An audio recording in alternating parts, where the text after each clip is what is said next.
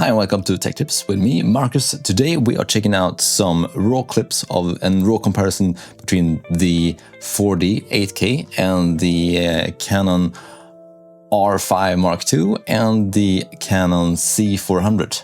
Let's go. We have recorded a bunch of clips of these color charts, and we had one in Canada and one in Sweden. So Jake has done some shots of the R5 here in different raw format, and I didn't even have to touch the raw tab and to just make them visibly equal, because the color charts did every work that I needed to do. And so it's just to highlight the color chart overlay in the viewer, and then you line it up. And if I would reset this node, you will see that the color chart is in the other way. So you need to match it up like this and make sure there is no glaring or reflections or anything. And then you just hit match.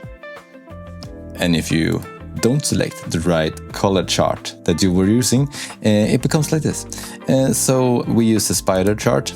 Let's match again. Now it looks better, but I think it can look even better than that.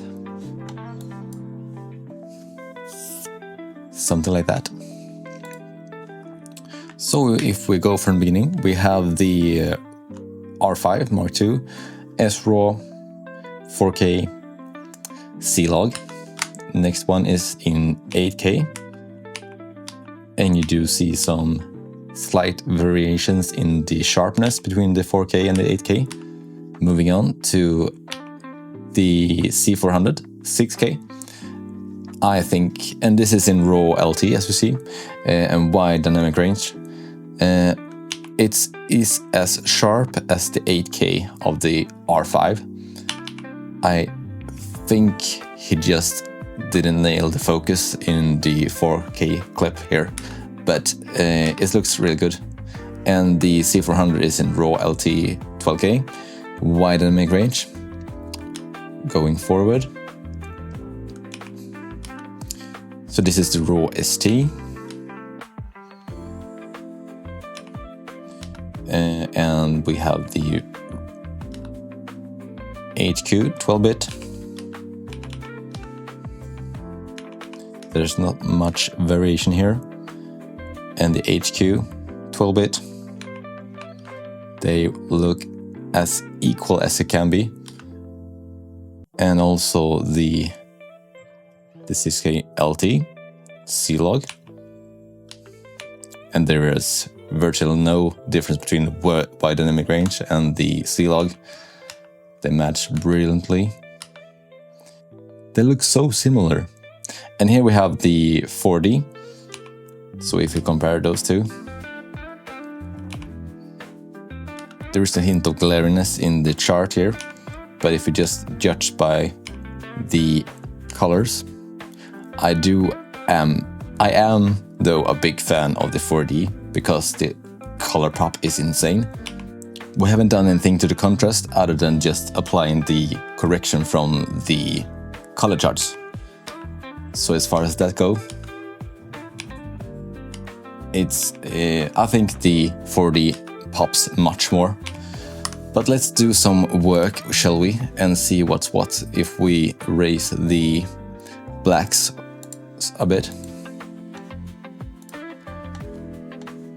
So if we make a note in the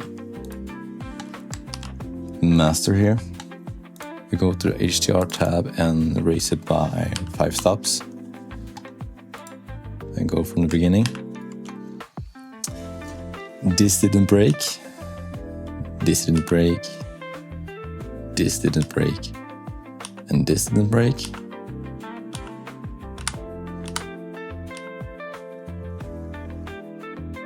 I see no noise at all in any of them. Yeah, the 4D has a bit of grain in the shadows, but none of the Canons do, and I know that's the big issue with the 4D. And if we reset that and do it in the RAW tab instead, exposure 5, yeah, it's still there, and now it's become much more chroma noise as well. If we increase by 2 stops, it's much cleaner.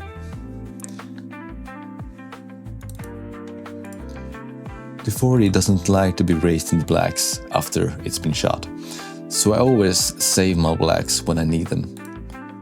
And if we take a look at one of the Canons, if we take one of the wide dynamic range and raise that by 5, it is some noise, but it's much cleaner. And if we raise it by 2, it looks very good.